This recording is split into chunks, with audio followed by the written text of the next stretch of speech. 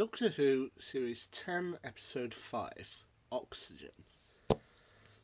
While I said with last week's episode, Knock Knock, that it kind of spoke to some experiences a family member of mine had through university, specifically through university housing, this particular episode spoke a little bit more to me, as having had 2 years spent studying accountancy, I actually did sort of get what the suits were on about.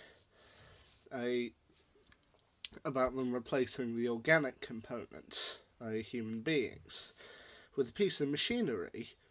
Whenever you buy a piece of new machinery, you depreciate it over its useful life, and when it's run out of its useful life, when it's done all that needs to be done, you scrap that piece of machinery and replace it. Yeah, it's just common sense.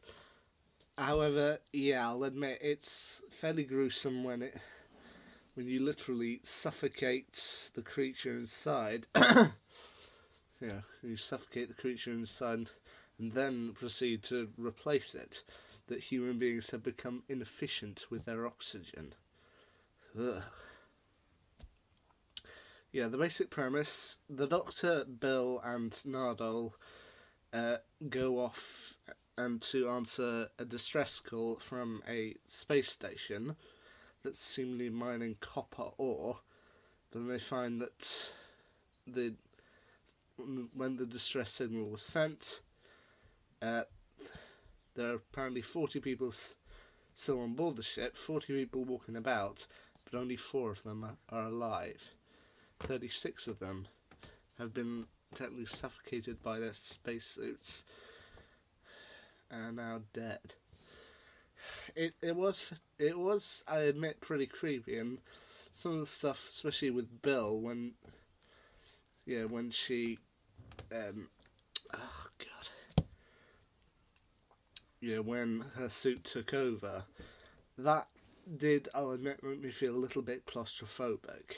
I mean, as it probably would anyone with the vacuum of space all around you. You can't hold your breath.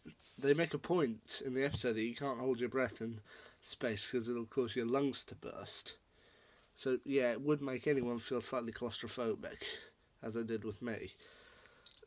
What the Doctor did, kind of giving his helmet over to Bill and subsequently losing his sight, that I'll admit was pretty noble. However, the overall ending, I mean, the people going to head office, that I found quite funny, and it's probably something that most of us would do.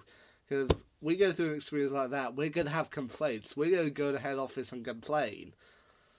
However, the ending where it's revealed that the Doctor hasn't actually got his sight back and is now still blind, I wonder how long they're going to keep that going. Whether it's going to be something that'll only last for a couple of episodes, or whether it's something that's going to be done throughout the entire season or series. I kind of hope that it's just something that's going to be done for maybe 1 or 2 episodes until the Doctor can get his sight back. I don't really want to see him face off against the Mondasian Cybermen with no sight. I mean, I'm not trying to offend anybody, but I just hope they don't keep it going too long. But we'll have to wait and see. So, on the whole, once again, I don't think it's the best episode of the series, but we'll have to see what else they come up with this series. And it's a pretty good episode.